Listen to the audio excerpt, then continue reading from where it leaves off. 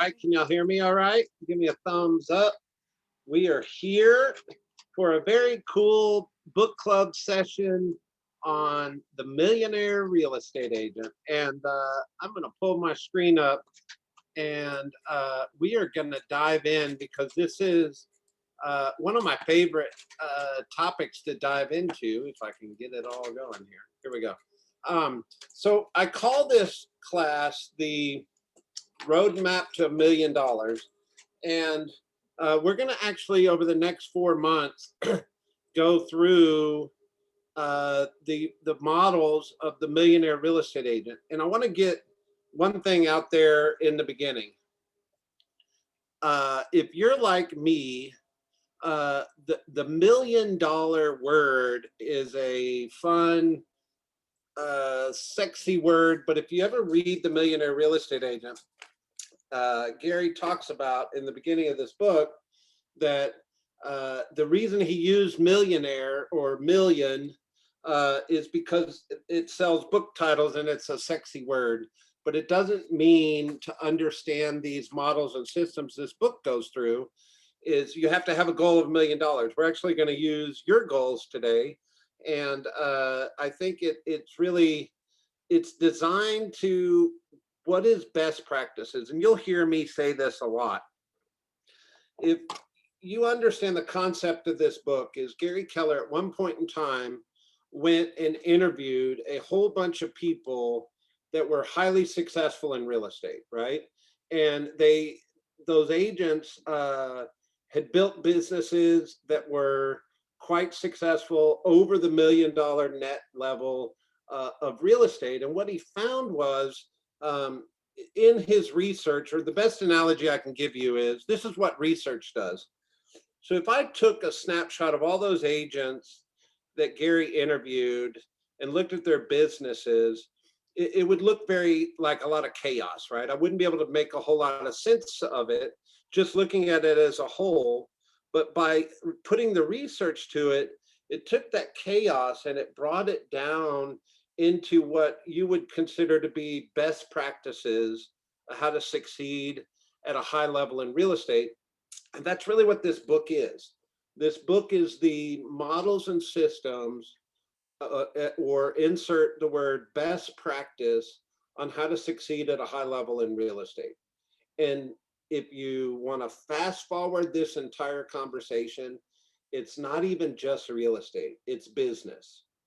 And what we're going to dive into today is the economic model, but obviously we use the context of real estate, but it's really a business conversation. And I just wanted to kind of get that out there because some people have a weird emotional reaction around the word $1 million or millionaire. And it's important for purposes of big thinking and for us to build big models, but it doesn't necessarily say that you have to have that as a goal for your real estate career. So I just wanted to make sure everybody understood that on the beginning. Is the Millionaire Real Estate Agent book is a research project boiled down into what best practices in real estate are. And the term millionaire was the sexy title, and it was also the big vision and the big goal to look big into the future to find the best practices how to build a real estate business from the ground up. So inside of this book in the MREA is a lot of models and mindsets. And models and mindset is where I speak to the term best practice. That's what the model is. And it says, hey, if you want to get in shape, there's a model to doing that. If you want to build muscle, there's a model to doing that. If you want to build a car, there's a model to building a car. And in business, it's no different. We have a model that we're teaching you on how to build your business. And that's really kind of where this whole thing starts. And on top of that, mindset is the secret sauce. Mindset could simply be defined as how you think. And how you think is the key in building anything in life, whether you're trying to get healthy or build muscle or build a car, or in this context, build a real estate business. So it's very important you kind of understand where we're coming from before we dive into these things. And the Millionaire Real Estate Agent book goes through, it's really 4 fundamental models. And since the book was published, Keller Williams has been the pioneer in the industry and actually has created a 5th model to this best practices, which is our expansion model. And maybe we'll get into that in our 5th month. But for the first month today, we are going to go through the economic model. And then next month, it's really going to be, how do you build that lead generation machine to take your business to where you want to go around your goals. And then the third month, we're going to go into, how do you know what's the right amount of money to spend or not spend on your business? What makes sense? What should I look for in being a responsible business owner, responsible salesperson in terms of how I spend money? And then 4th is really about leverage. And we brought to the table years ago the team model to the real estate industry, but it's not only team, it's systems, tools, technology, and then of course, people is a necessary part of business if your goals, dreams, and desires are larger than you can create in and of yourself, if that makes sense. And then of course, expansion really is a model we created that said, your opportunity in business is limitless. Normally, if we exist in a major city, at some point in time, we actually would bust the seams of that city on what's possible, and a faster way to go higher towards our dreams, goals, and desires is to expand our business. But all that being said, today's topic is economic model, and we are excited to dive into that today. So let me give you a little bit of a perspective around mindset when it comes to these things. And it's really about building a foundation, building your business on models first, and then creativity second. And here's an analogy I would give you. If you we're going to go build your own house. Not that any of us might have that as a dream or desire, but you can understand the analogy. You would need to start with a basement or a foundation to build that on. And then you would need to have an architect draw up plans that says, here's how the house needs to be constructed. And then at some point in time, the house gets constructed, and then all the pretty stuff comes later. Are you going to put in brass fixtures? Are you going to put in ceiling fans? Are you going to put in blinds and all that stuff? But none of that matters if you don't have a great foundation built to the house, and then it's going to withstand 100 years and not fall down, right? So business is no different. We get into business and we start getting excited about some of the creative parts of how we want to brand ourselves and how we want to conduct our business. But most importantly, we train and coach and really encourage you to build a foundation to your real estate business first before you go fast into creativity. And real estate agents, me included, we get caught up in the shiny penny. If you've ever gone to one of our conventions or mega camp, and there's vendor halls and there's lots of things you can spend your money on around being creative in your real estate business. And there is a time and place for all that, for sure. But it's not a responsible conversation unless you have a foundation built to your real estate business first.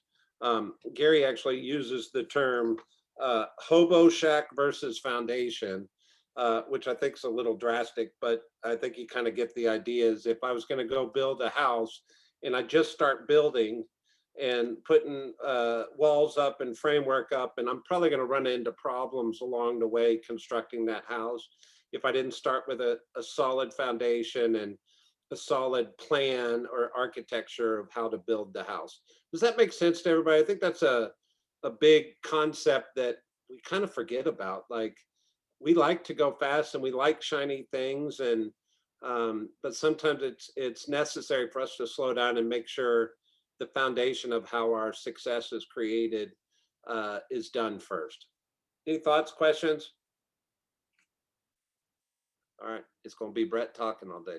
I get it. I get it. All right. Sorry, Brett, I was trying to unmute. Oh, dude. What would you say, Mark?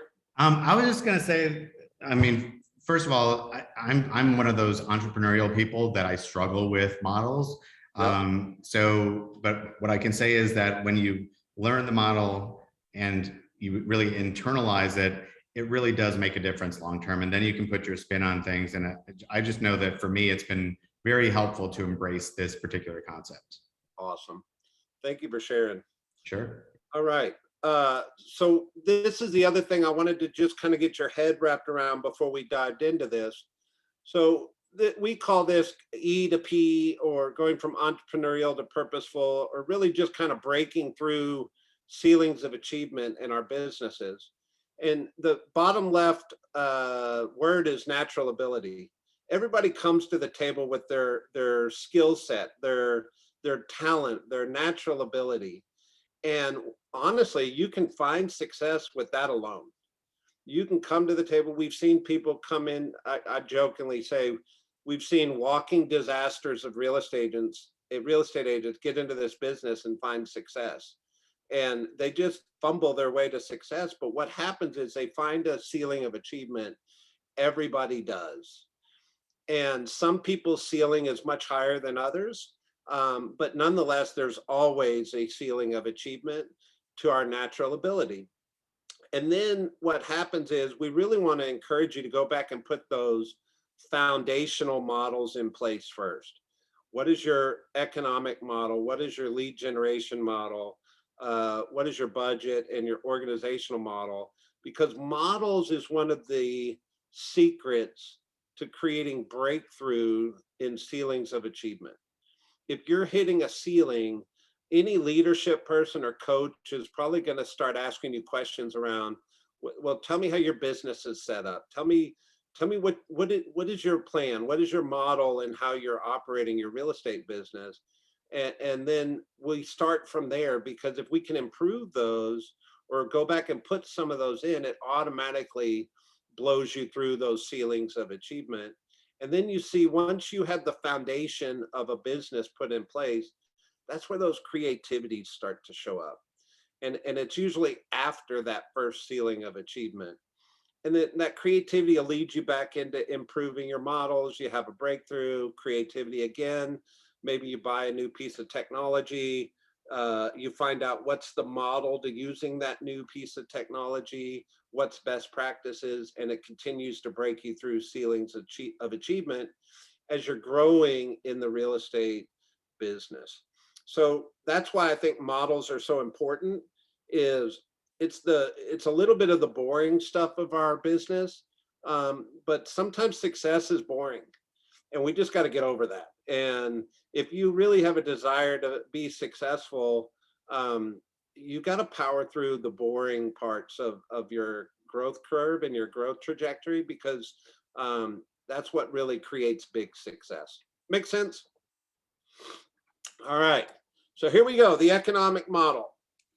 The economic model is the science. And if you realize, every business, real estate or non-real estate, there is always a math formula to how to create success. So if I'm a retail store, I have a math formula on how many people need to walk in the door, how many clothes do I need to have on the shelves, what's my profit margin to those clothes, how do I hold my expenses accountable if I want to make the desired profit that my shareholders are requiring of me in that retail store. In real estate, it's no different. It's a math formula based on what you want to achieve out of your real estate career, and we'll show you the formula of what needs to happen in order to achieve that. And I have a little bone to pick, because I think sometimes, and I'm probably guilty of this myself, Nobody should ever tell you no to your goal. Nobody should be a dream killer to what you want to achieve for your life. And naturally, I've had agents walk in the door and say, I want to make $1 million my first year in real estate. And as a leader, I probably have a weird reaction to that, going, man, I've never seen it possible. I'm not sure that's possible. But the truth is, I should be taking them to the math formula, showing them what's necessary to achieve that income goal. And then they make the decision whether or not they're willing to do it or not. Does that make sense? So no matter what your goal is, it's your goal, and nobody ever has permission to tell you no or change your goal. It's your goal. But what we do as leaders have permission to do is show you what's necessary in order to achieve your goal. And that's really where this economic model starts. Is it starts with your goal. How much money do you want to make? And we're going to kind of walk through it. But I want you to understand that, because whether you're telling us you want to make $1 million, or you want to make $250,000, you want to make $100,000, the math formula is the same. It just changes the numbers, how to get you there. And that's what the economic model is. A couple of the things that I think is important for you to know, and Niale, if you'll put this in the chat, that would be great. There's 3 areas of focus inside of the economic model that you need to be focused on. And what is focus? It just means paying attention, being aware, consciously intent on focus on these 3 things. The first one is you need to be focused on the numbers you need to hit in order to achieve your goal.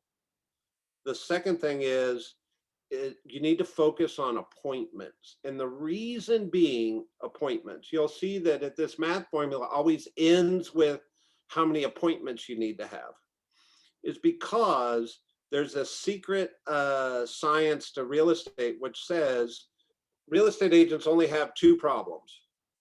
They either have a lead generation problem or a lead conversion problem. And what I mean by that is, if I take your goal and I break it down to how many appointments you need to have in order to achieve your goal, if I'm not creating enough leads to get you those appointments, you have a lead generation problem. But if you're getting the appointments and the money's not showing up on the tail end, it's because you got a conversion problem and you're not converting at a great rate. So really focusing on appointments. And then the second part of that is the conversion rates, which is really focus on conversion rates. So the 3 things: focus on the numbers you got to hit. Second thing is focus on appointments. And then the third thing is we need to focus on conversion rates, or you could exchange the word conversion rates to your skill set. How good are you at the listing table? How good are you at consulting a buyer through the process all the way to actually making a buying decision? Those conversion rates is a grade, if you will, at your skill set. So any questions on that before we start going into the fundamental of what this is? We all good? I know a lot of people are on Facebook, so we'll just, they can pipe in later. All right. So here's how I want you to think about this. There's 3 parts of this. There is your investment. Your investment is, in the beginning, it's your time. And then you have a cost of sale, which we'll define here in a little bit. And that is actually an investment that comes from you. And then your operating expenses, which is all the things you spend money on. And so your time and money are your investments in anything you do in life. And we have a relationship between the 2. So when you're a newer agent, you got a lot of time and not a lot of money most of the time. And then the more seasoned you become in real estate, the more money you have and the less time you have, because you're busy, right?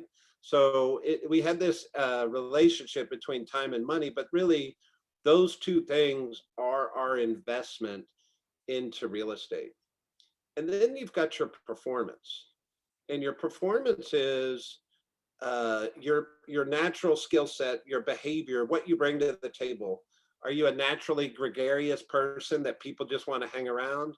Are you a more methodical, task oriented, take the hill, call a million people a day type behavior style? Are you more of a system person that really wants to find success through marketing and systems that way, right? Your behavior leads you into what would be great for building your real estate. And then obviously we talked about skill level. Um, Scripts. We always joke about scripts, and scripts are the thing that feels really weird. But scripts are part of our business, and the better you're at using scripts, the higher your skill level goes. I always explain the analogy of like, if you've never swung a baseball bat or a softball bat or a golf club, the first time you swing it, it feels really weird. And then over time, it starts to feel supernatural. Well, business is the same way. The first time we do certain skills, it feels really weird. And then over time, as we continue to do them, they start to feel very natural. And I joke with myself because we all have them. I've got the things that I just say that just come out of my mouth. And for the longest time, one of the sayings I would always say is, "Hey, does that make sense?" And it was just a script somebody taught me to use in training years ago, is checking in with the audience and saying that makes sense. But in my head, I don't think about it. It just comes out. But it was unnatural in the beginning and became very natural later on and became actually unconscious, almost to the point that I chuckle every time I say it because I realize I unconsciously use that in my presentation skills. You'll find the same thing happening in your listing presentations, your buyer presentations. In the beginning, you're very scripted in what you're saying. In the seasoned part of your career, things just come out of your mouth that you've been saying for years, and it just became a natural part of your dialogue, which just speaks to your skill level, that you grew your skill level over time. Your ability, I mean, you could call it talent, you could call it natural ability, natural gifts, if you will. If you're a social gregarious person, that speaks to your ability to interact with people and create influence. If you're a very structured person, that's an ability, even though it's your behavior, it's also your ability to engage systems in your business. And then, of course, our resources is part of our performance. How well can we find leads? How well can we convert leads to appointments? Our talents, our systems, and our tools, right? And talent in that regard talks about people. But ultimately, where this whole thing is going is number 3, which is the outcome you desire. And there's two different terms here under outcome, which is very important to understand. Is we use gross commission income because that's an easy measure. It's a top line measure for a real estate agent, but the number you're really looking for is net income. And the easiest way to describe that is, if you're a real estate agent that sells a house today and you receive a $10,000 check, how do you think about that $10,000? Do you think of it as income, or do you think of it as gross commission income? Because the truth is that $10,000 is really not all income. You got to pay the IRS. You probably put gas in your car to earn that $10,000. You probably have a split with your broker that's part of your cost of sale. There's cost associated with you earning that $10,000. But the inexperienced real estate agent, or the agent that doesn't understand the economics of their business, thinks of that as income.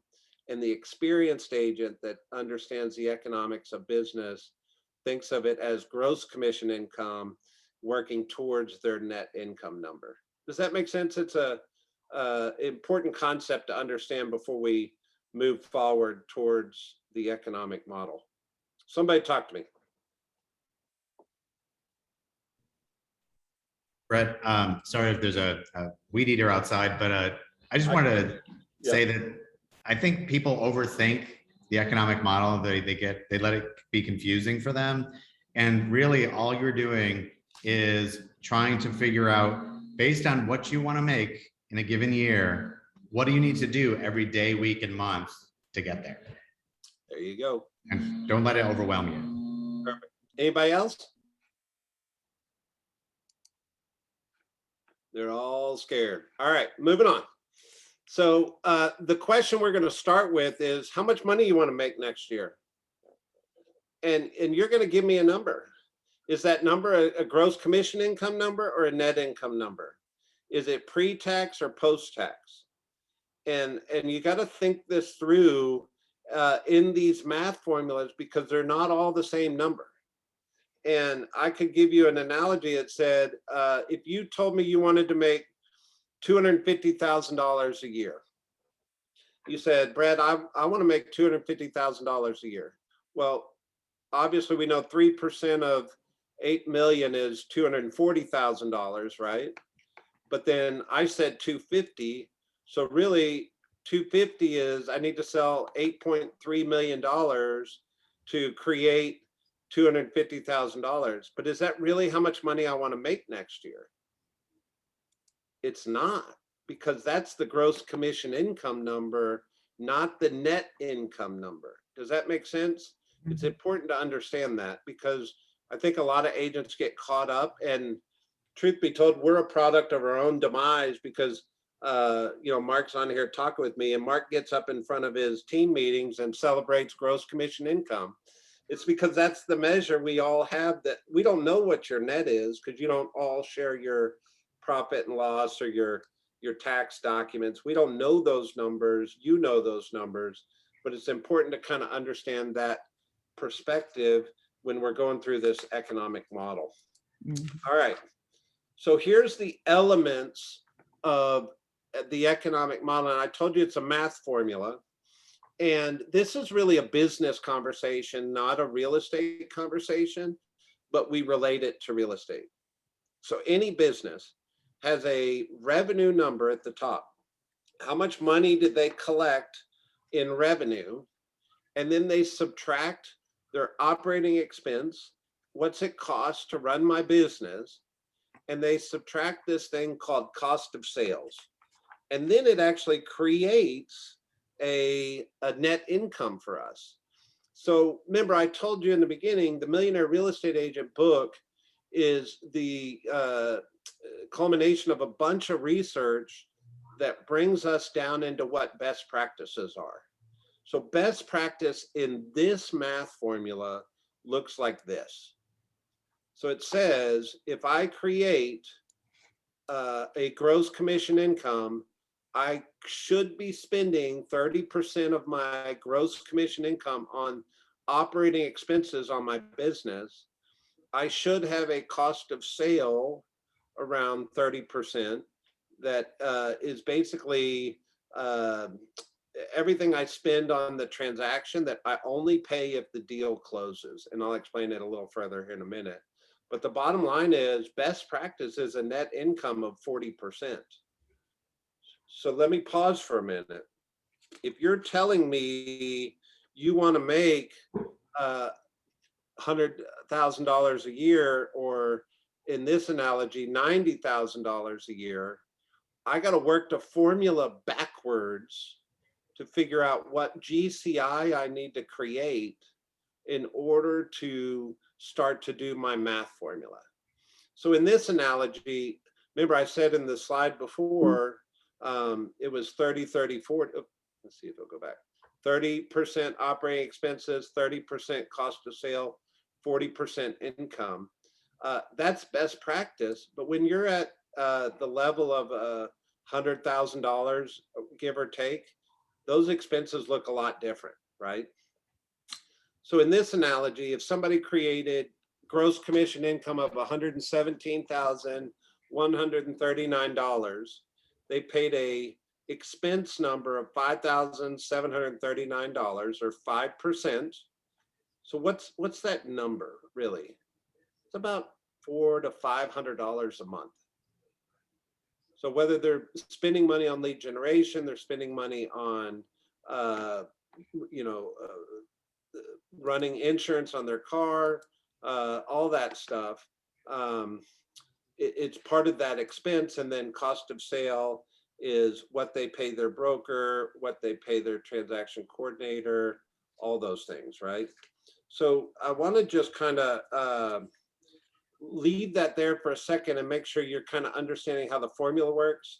We're going to explain what is exactly expenses and cost of sale here in a minute. So this is really the top line formula to get you to a GCI, or gross commission income number, to build your economic model around. Make sense? See, I just did it subconsciously. All right. So here's how money works for a millionaire real estate agent. They create a gross commission income of $2.5 million in gross commissions. If they are a great agent, 50% of their business comes from listings, 50% comes from buyers. So we're just going to do 50-50.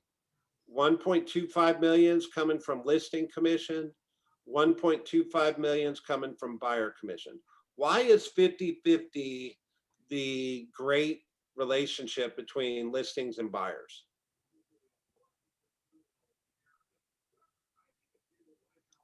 And people will argue this with me all day long. Because the reality is, if a house sells, there is one buyer and one seller. And the industry is exactly 50-50, because if 1,000 units close in Metro Atlanta in the month of July, that means there was 1,000 sellers and 1,000 buyers. You get it? So the reality is, in order to build a great balanced business, you should be shooting for 50-50, because that means for every listing you take, you're marketing it appropriately to sell a buyer from those marketing efforts. And if you're buyer heavy, it's probably a coaching conversation that says, hey, what do your listing systems look like? Because you're spinning your wheels chasing buyers instead of attracting buyers. And when you attract buyers, you do that by being a great listing agent. And then there's that cost of sale on what it takes to run a listing side of the business and what it takes to run a buyer side of the business. Notice they're not equal. So here's an important concept that great real estate agents know. If I was a one-man show, I probably, if I was a superhero, could handle maybe 5 buyers at one given time. I mean, I'm pulling my hair out. I don't have a quality of life, and I'm showing houses all over the world, especially now when I'm having to run every night to show the new house that came on the market before the other 20 agents get in the door, right? But if I'm a great listing agent, how many listings could I manage by myself at any one given time? 10, 20? I mean, I'm managing them from my desk, right? I'm not driving around town. So the listing side of the business scales way better than the buyer side of the business from a economic and cost perspective. Yet it's a necessary thing. We want to be a balanced business. So we shoot for 50-50 in our perspective, but just know that not all sales are created equal. It's better from a cost perspective to be a listing agent than it is to be a buyer's agent. And then so those cost of sales funnel down into being $750,000 into the total cost of sales. When you add them together, we believe you need to spend 30% on expenses as a best practice, which is another $750,000, which nets you $1 million in real estate. So here's where people get hung up on this. First thing they'll tell me is, Brett, if I had 2.5 million in gross commission income, I can do way better than $1 million in net income. I could do it cheaper. And I say, great. Remember, I'm going to coach you and lead you to what best practices are. And once you understand best practices, if your business intelligence says do it a little bit different and net it different, go for it. But until you have earned that business intelligence, you should follow best practices. Does that make sense? So one thing back on the, you look there, they're only spending $400 or $500 a month to create $90,000 net income. Well, they're making that decision. You got to ask yourself the question though, if they spent more, would that number be higher? So there's a relationship there, right? Especially in today's day and age with internet lead generation. If I spend $100 a month on Facebook leads, how many leads does that create? If I spent $200, it should, in theory, create twice as many leads, which in theory should generate more income, right? So I make these choices as a business professional on my journey, but I just challenge people because they try to do it as cheap as possible, but sometimes you actually choke your business by not spending enough money. And some people on the other side of that coin spend too much money and don't hold their money accountable. So all that being said, this is what a MREA looks like. And let's start to dive into what you look like. So what's important for us to understand are these two terms first. And these two terms are accounting terms. If you passed your accounting course in high school or college, you might have learned these. But let's talk about them specific to real estate. So first and foremost is expenses are everything you pay for, whether you make a sale or not. So what are all the expenses you pay for as a real estate agent? You had to get licensed. That's an expense. You pay for gas in your car. That's an expense, whether anybody buys a house or not. You are marketing your business, hopefully. You're paying for that, whether somebody actually buys or sells real estate. Those are expenses. And you're going to have fixed expenses and variable expenses. But what's most important for you to understand is this money's going out of your pocketbook, whether you create a sale or not. And when we say best practices, that's where we come up with 30% should be spent on expenses, whether you make a sale or not. Here's some examples. You're gonna spend $40 a year, what's it, 120 every 4 years or something like that for your license, right? You spend MLS dues, you gotta have a key card, you pay your monthly office bill to your office. We love you, but the reality is these are fixed expenses for us too. So you pay it whether you sell a house or not, right? We're all in this together. What are the things you're paying for that are going to hit your credit card every month, whether you make a sale or not? Those are your expenses. Your listing photos, staging consults, mailings, pop buys. If you rent an office, if you use a CRM outside of Command, your gas, marketing, client appreciation events, you get it, right? Those are all fixed expenses or variable expenses that you pay for, whether you sell a house or not. So you think about it like this: is you're starting to create a tally sheet, a P&L, a profit and loss statement on your business. And so in this regard, these expenses start to work their way down your balance sheet, and you have this cost of sale. So what is cost of sale really?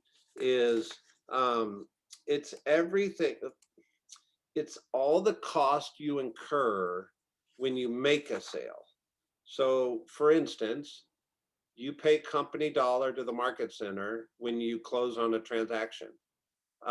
15,000 is our cap, right? You pay a royalty cap to Keller Williams International for $3,000. Those are cost of sale to your business. If you don't have an employee that is a on staff transaction coordinator. If you paid them a salary, they'd be an expense. But one of the things that we engage into is if you use our KW Easy button, you'd go online and hire a transaction coordinator to handle your transaction. And most transaction coordinators don't charge you unless the deal closes. You pay at closing, right? So that means it's a cost of sale. You don't pay them if the deal doesn't close. I don't think you're buying somebody a great closing gift if they didn't actually close. And then, of course, at some point in time, you're going to have splits with people on your team. So if I have a buyer's agent and we have a 50-50 split arrangement, the 50% of the commission that goes, if I had $10,000 commission and that buyer's agent's getting $5,000, that $5,000 that buyer agent receives is actually a cost of sale to me. Does that make sense? See, I did it again. I'll probably do it 10 times. All right. So here's what this looks like. You're going to pay 3%. My thing keeps doing that. $6,000 gross commission income. 50% buyer's agent makes off that transaction. I'm retaining 50%. So my income number or revenue number is 3,000. My GCI is 6,000, and the buyer's agent is my cost of sale. And that becomes the cost of sale, right? So most importantly to understand in economics is the difference between expenses and cost of sale. So I want to pause and ask you, are there any questions on that? Because I think it's such a important piece of this puzzle. People get hung up on it. Not a question, Brett, but just a comment that in Atlanta, we also have the FMLS fee, which is a cost of sale because it's only happens when you actually have a closing. There you go. And so if you're building out your profit and loss statement and we sell real estate in Atlanta, we're actually putting that FMLS cost on the top line of our profit and loss statement as a cost of sale. Yeah, and that's one I forgot to write off for many years as well. I just started writing it off a few years ago. Yep. All right. So Janice, you get it? I'm good to go? I'm good to go. All right. So remember, I told you, you got to learn the numbers first. And then there's a second part of this, which is your skill and performance, your conversion rates, right? So we're all trying to get down here to this gross commission income number. And the way we get to our gross commission income number in the beginning, which sets it as a goal, is we're doing our financials to figure out how much gross commission income we need to create in order to net the amount of income we want to net. But then there's this formula that starts to go on. So let's break this down for a second. So obviously, next month, we're going to talk about how to build that lead generation machine. And you create leads in your real estate business. And on the left side of this is seller appointments. And then there's this next thing called, I actually listed the house. So you realize there's a percentage that happens in between those two numbers. So I don't care if you're the top agent in the city, you don't convert 100% of the time. And here's a gift to newer agents, is the National Association of Realtors statistics says, if you do business with people that like and trust you, 76% of the time, you're the only one they're talking to. So you really aren't competing that much. So they should be slam dunks, right? If you're doing business with your sphere of influence. However, let's say you make a choice as a real estate professional to call on expired listings, and if you've or for sale by owners.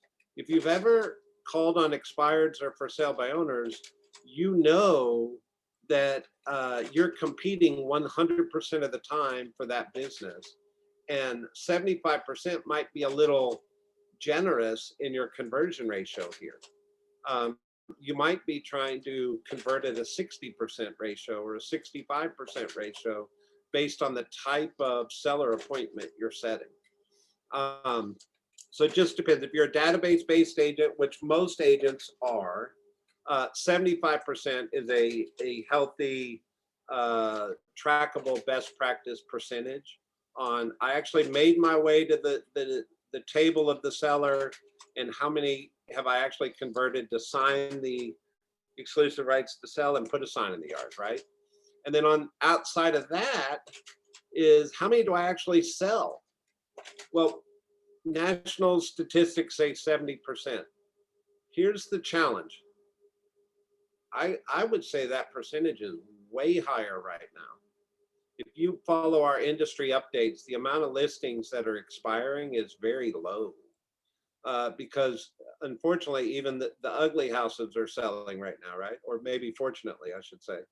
So sometimes these ratios move, but in terms of us just starting to learn our business conversion ratios, these are what best practices look like. And then on the other side of our business, how many buyers did you start to work with that came into open houses and you started to have conversations with them where you're saying you need to get pre-qualified or pre-approved, and I want you to make a commitment to me and I'm going to make a commitment to you and actually sign a buyer rep agreement, right?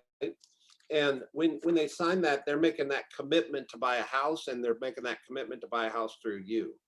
So not every buyer makes it all the way to that commitment. And that's where that 70% conversion ratio comes in. And then of course, we've all had buyers that ended up with some kind of buyer remorse or some kind of challenge along the way, or just didn't make it to actually buying a house. Right now, that might actually be a high percentage. Some buyers might be getting frustrated in the current marketplace right now, or realizing they don't have enough cash to bring to the closing table to actually win some of these multiple offer bids. So I might actually be tailoring that percentage down, but more importantly, that's what best practice looks like, is 70% actually will convert to a closed home, right? All right. So here's how this whole thing starts to come together. I want to make $1 million net income. If it's a 40% net income, I'm going to have 30% operating expense. I'm going to have 30% cost of sale, and I need to have a gross commission income of 2.5 million for me to walk away with $1 million net. By the way, that doesn't include the IRS, just so you know. And then I'm going to back into this. So I'm going to take my average commission and I'm going to divide it by my gross commission income. And it's going to tell me how many houses I need to sell in order to eventually walk away with $1 million. And it's 350 units. And if you remember, I said a great agent shows up at 50-50 perspective. So I'm going to multiply it by 50% of sellers that are listings sold and 50% that are buyers sold. And that's going to tell me I need to actually I need to sell 175 listings, and I need to contract 175 buyers. And then remember these conversion ratios, these are where they all come in right here. So in order to sell 175 listings, I have a 70% conversion ratio that says I need to put 250 signs in the yard in order to sell 175, because they don't all sell. I mean, like I said, it might be a higher than 70% right now, but that's not going to last forever. So let the percentage be your gravy and plan for the average, if that makes sense. And same thing happens on the buyer side. In order to have 175 buyers actually close on properties, at a 70% conversion ratio, I need to have 250 buyers make a commitment to me with a buyer representation agreement. And same thing on the seller side. Once I have 250 signs in the yard, my conversion ratio says I need to make my way to the listing table 333 times in order to convert 75% of them, in order to put 250 signs in the yard, in order to convert it 70% to sell 175. You see it? Same thing happens on the buyer side.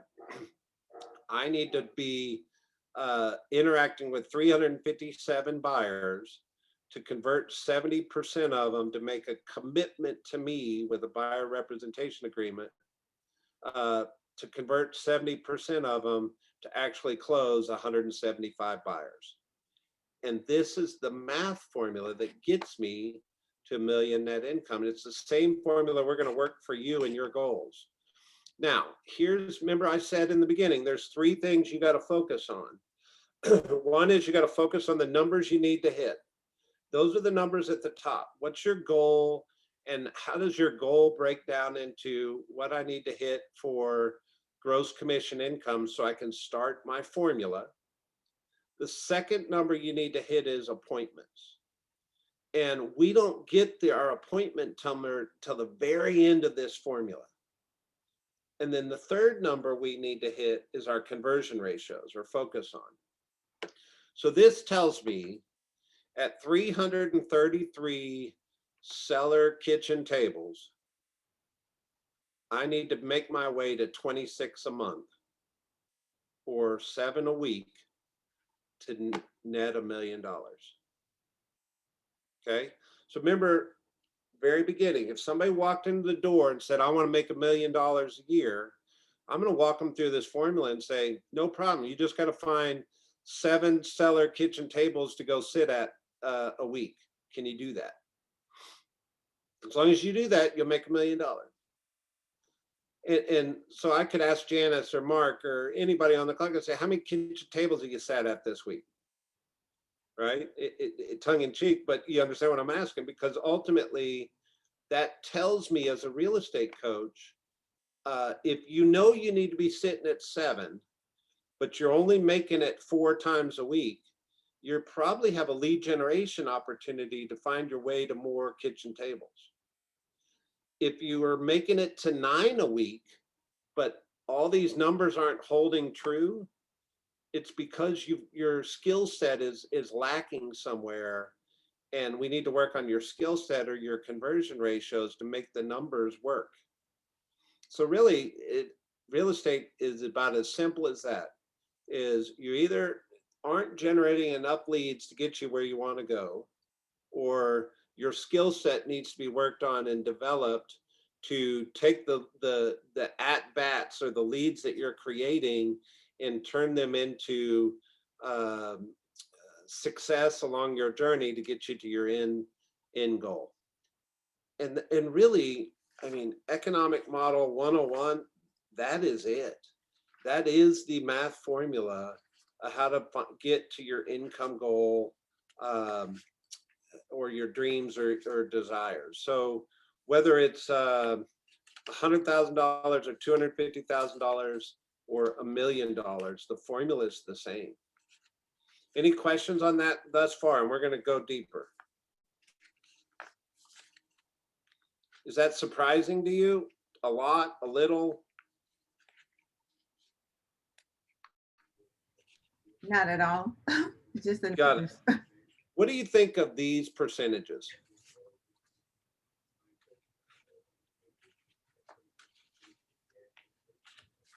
I think for most, I'd argue them if it was me. I was just gonna say for most people, I think, you know, if you've been doing this a while, the seller appointments might be, the conversions for sellers might be on point, but the buyers are probably much higher. Mhm. Okay, I agree.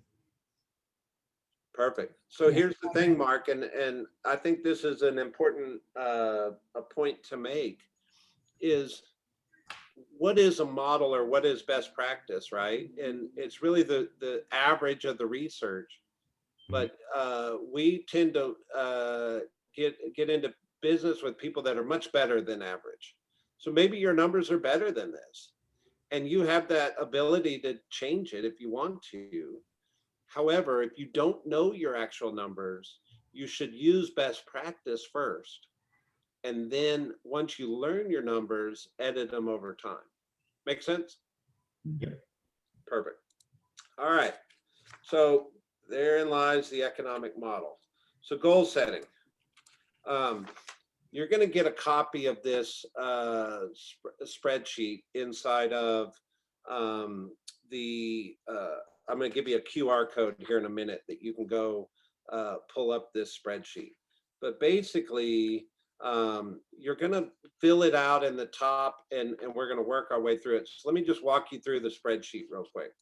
So the very top is you're going to find a net income number. You need to play with your percentages to where you feel good, and you're going to get to a gross commission income number.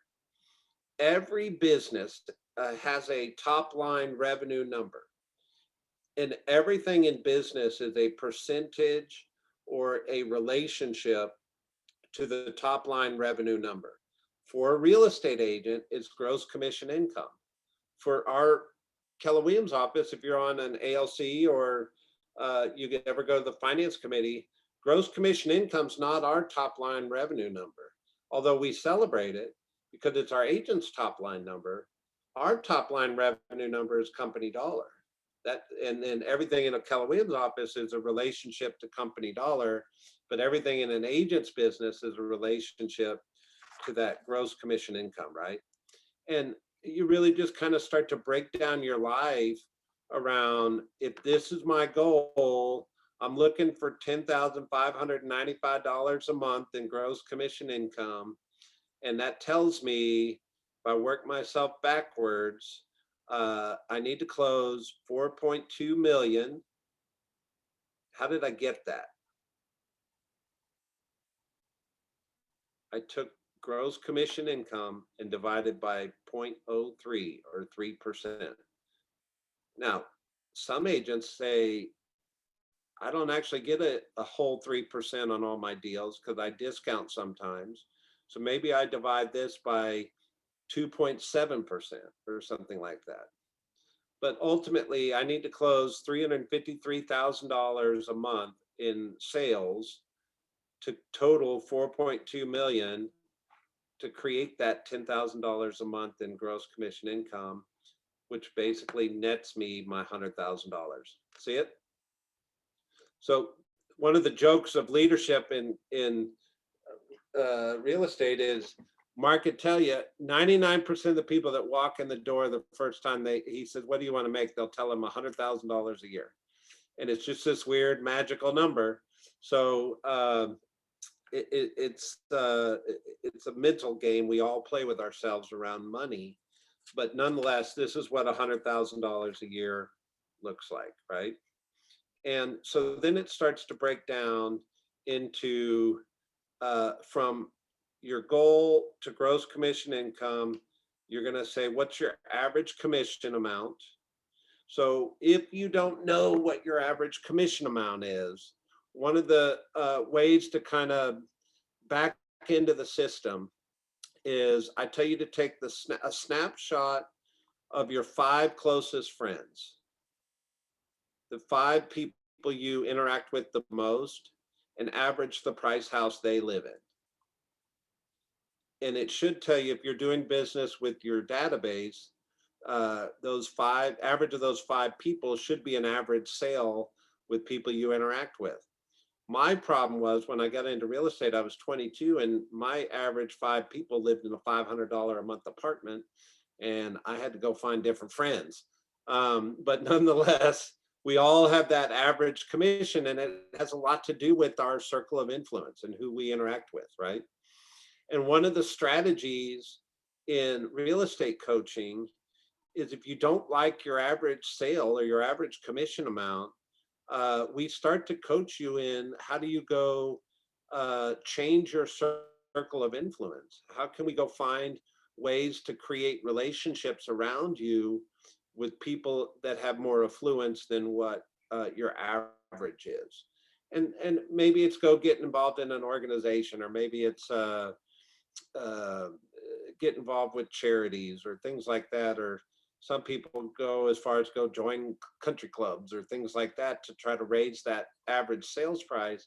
But nonetheless, everybody's got one, and you should use what your average is now, because that way it gives you real numbers, and then we'll work strategy long term to grow it. Brett, I've got So a, you take the gross commission, divide it by the average commission, it tells you how many units you need to sell. Mark?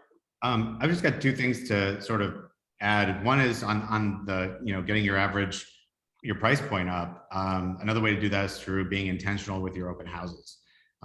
If your average price point, for example, is 300,000 and you want to get it higher, start doing open houses at $500,000 and $600,000 listings, and you're going to meet $500,000 and $600,000 buyers, right? So it's super easy that way. And then network through those buyers once they become clients, because people tend to hang out in similar circles economically. So you'll probably meet more buyers through those folks. The other thing I just wanted to share with everyone so that they have a little bit of perspective, if they're trying to figure out what their average commission is, just as a market center, our market center is an average of 2.8, because it takes into consideration all the times that maybe you're doing the listing side and the buyer side, and maybe you discount the listing side because you're doing, 2 deals with one client. So maybe you do, 2.5 instead of 3% on the listing side, and you do 3% on the buyer side. It's going to end up somewhere around 2.75. But just as a market center, we're at 2.8. So thought that might be helpful for people when they're figuring out what theirs is, just so they don't overestimate it. There you go. So I'm going to walk you through this kind of fast so you can just see how it works. And then you can go, I'm going to give you all this here in a second, and you can go play with your numbers. But then I'm going to encourage you to go take your economic model and go sit down with your team leader or your coach or an accountability partner and go through it. But here's what it looks like is you're going to be able to play with your percentages if you want to play with your percentages.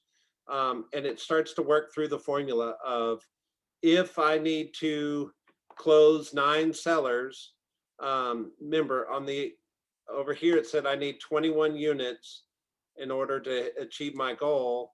50-50, I'm not 50-50. I'm going to do 40% sellers and 60% buyers, which says I'm going to close 13 buyers and 9 sellers. Your choice, right? You may just feel like it's easier to get into a relationship with buyers. So maybe you're 70% buyers and 30% sellers. It's up to you. And then here's the conversion ratios that are already preloaded in there for you. And then you just decide where you want to go with it. And it's going to boil down to number of listing appointments a month and number of buyer appointments a month. So this is really what this looks like is, if I want to make $100,000 a year, I need to sit at 2 kitchen tables, and I need to be interacting with 3 potential buyers a month. And it puts $100,000 a year into my pocket. And that's what that formula tells us. And really, this is the empowering number, because hopefully when you build out your math formula, you get all the way down to this bottom number and go, I can do that. And if you get down to this bottom number and you have a opposite experience, like, man, that's a lot, I don't know if I can pull that off, then you need to tune in next month when we talk about lead generation on how to go do it. Makes sense? So this is just the formula. And there's a listing side, obviously. I can walk you through all this, but I think you got it at this point. So these 2 things together is the economic model of the MREA. And really, it's a math formula, and it's clarity on what you need to do to go accomplish your income goal. Make sense? So the other part of this is there's a thing called the accountability feedback loop. So you're going to set your goals, and then you got to go out and get busy and get your hands dirty and do the activities. And then you got to measure the activities and see how well you're doing, and then evaluate your process and then make adjustments. And that's what's called the accountability feedback loop.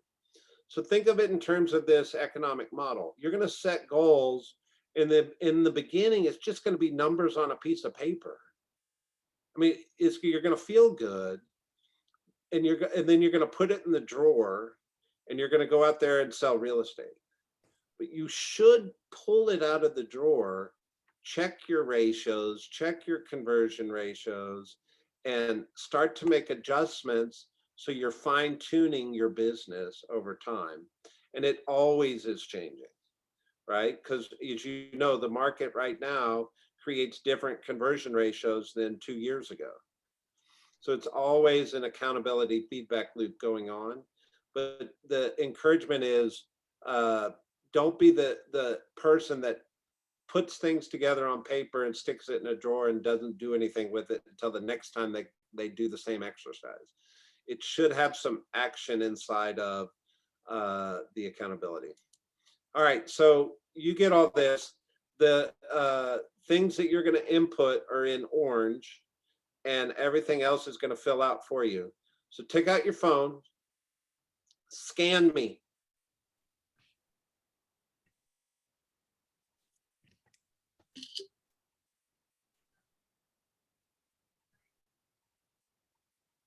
Look how cool I am with a QR code on a PowerPoint. Look at that. Fancy. You like that? Mhm. So what happens, it's going to take you to this. And there's 3, look at you all popping up.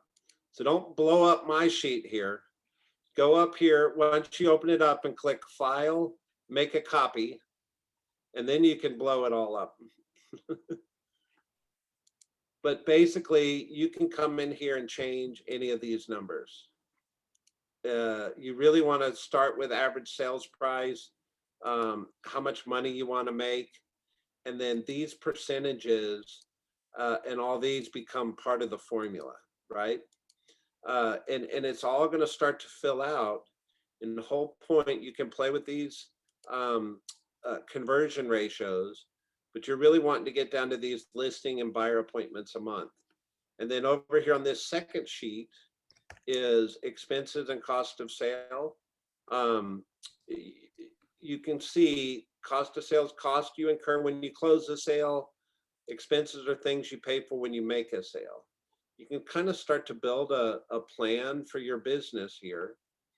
And then always there's this 135, which we coach people as a one-page business plan. So have fun, take this sheet, put it together, and don't just stick it in the drawer, 1, and 2, I would encourage you to go sit down with your team leader, coach, or mentor, trainee, whatever, that person, and go over it with them and say, what am I not thinking of? What's your emotion you have around the number of appointments per month? Make sense? Somebody give me an aha.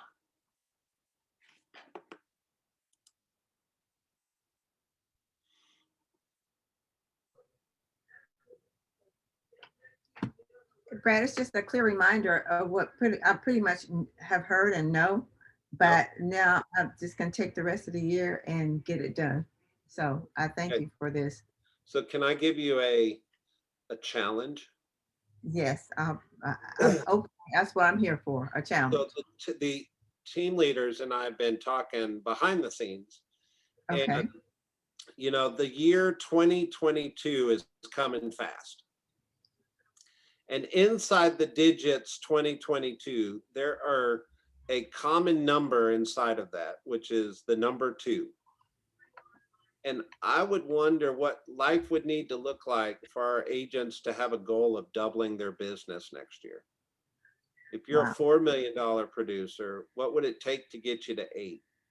If you're I'm loving that. And that's exactly what my number is. So that's exactly what my number is.